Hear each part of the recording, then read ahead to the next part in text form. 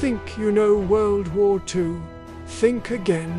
What if I told you about a theater of war so brutal, so extreme, it earned the chilling name, the Ghost Front? This wasn't a front defined by massive tank battles or sprawling city sieges. It was a war against something far more relentless, nature itself. Here, on the Italian front, high in the Apennine Mountains, battles were often won not by bullets, but by simply enduring temperatures that could freeze a man solid in minutes. Today, we're peeling back the layers on this forgotten conflict, revealing the unimaginable tactical challenges and pushing the known limits of human resilience. So, what exactly was the Ghost Front? The term was coined by American soldiers of the 10th Mountain Division, an elite unit specially trained for Alpine warfare.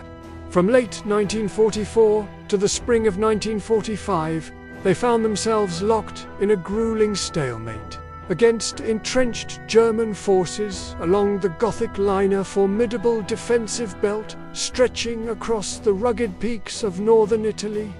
The ghost in the name didn't just refer to the spectral, snow-shrouded landscape. It referred to the enemy. An enemy you couldn't see, couldn't shoot, and couldn't negotiate with. The cold. We're talking about wind chills plunging to 50 degrees below zero. Constant blizzards that reduced visibility to near zero, and deep, treacherous snow that turned every footstep into a life-or-death gamble. Let's put this into perspective. A soldier's rifle could freeze solid. The oil in their machine guns would congeal, rendering them useless. Even something as simple as getting a hot meal was a monumental task. Food would freeze on the journey from the field kitchens to the frontline foxholes. Water in canteens turned to ice. Medics struggled to administer aid as plasma and morphine would freeze inside their vials. The most common casualties weren't from enemy fire, but from frostbite, trench foot, and exposure. Soldiers spoke of a silence so profound, broken only by the howling wind and the unsettling creak of frozen trees. It was a psychological war as much as a physical one, where the very environment seemed determined to break their spirit. The German defenders were masters of this terrain. They held the high ground, dug into rock-solid positions that were virtually immune to artillery and airstrikes. Their supply lines were shorter, and they were experts at using the mountains to their advantage. For the Allies, every advance was a vertical struggle. The 10th Mountain Division had to innovate constantly. They used specialized equipment like skis, snowshoes, and crampons. But the conditions often overwhelmed even these. Supplies had to be hauled up treacherous slopes by mules, or, more often, by men themselves, carrying heavy loads through waist-deep snow under the constant threat of avalanches and sniper fire. One of the most legendary operations on the Ghost Front was the assault on Riva Ridge. This sheer 1,500-foot cliff was considered unclimbable by the Germans, who had therefore left it lightly defended. They believed no army could scale it, especially not in the dead of winter. At night, they were wrong. In a daring and incredibly risky operation in February 1945, several companies of the 10th Mountain Division did the impossible. Under the cover of darkness and a driving snowstorm, skilled climbers hammered pitons into the frozen rock face and fixed ropes for the other soldiers to follow.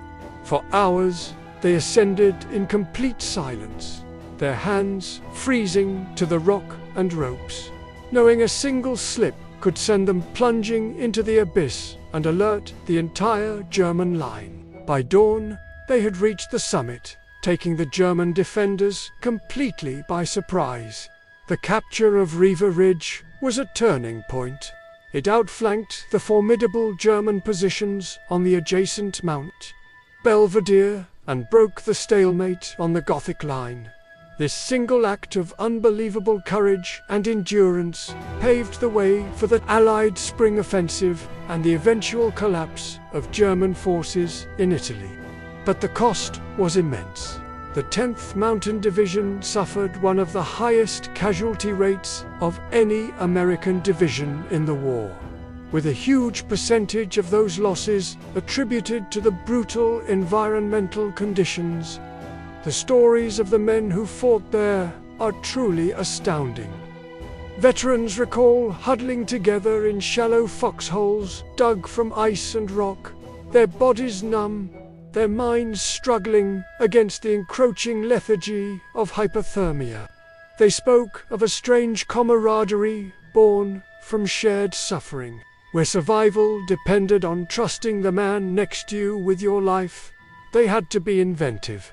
To keep their feet from freezing, they'd wrap them in burlap sacks or whatever scraps of cloth they could find.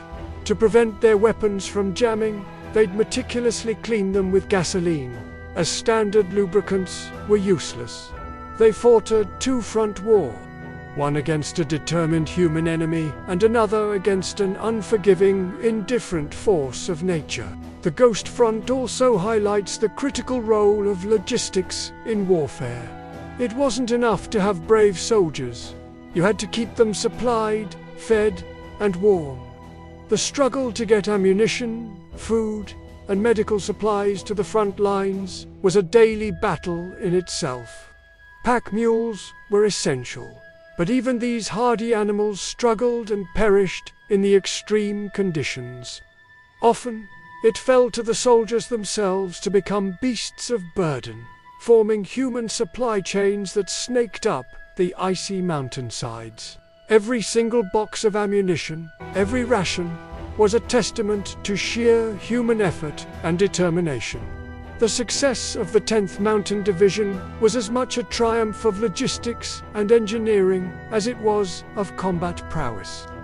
When the snow finally began to melt in the spring of 1945, a grim new reality emerged. The thawing ground revealed the full, devastating cost of the winter campaign.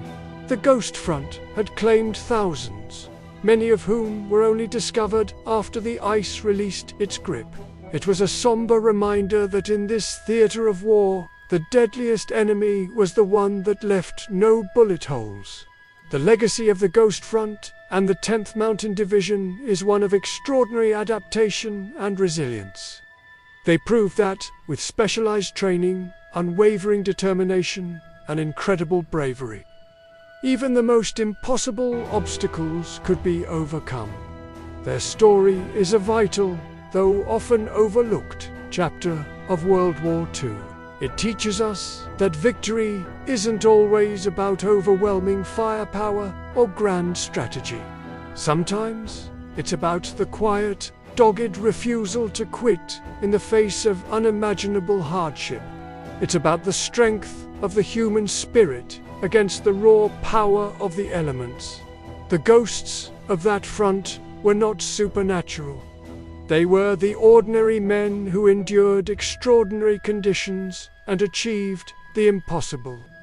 Their bravery etched into the very mountains they fought to conquer. Their sacrifice broke the back of the German army in Italy and hastened the end of the war. So, next time you think of World War II, remember the Ghost Front. Remember the soldiers who climbed frozen cliffs in the dark, who fought not just an army, but an entire winter, and who proved that human endurance can be the most powerful weapon of all. Their story deserves to be told and remembered. Thanks for joining us on this deep dive into a forgotten corner of history. If you found this story as compelling as we do, make sure to hit that like button, subscribe for more untold stories, and ring the bell so you never miss an upload. Let us know in the comments what piece of hidden history you'd like us to explore next. Until then, stay curious. Create a YouTube video.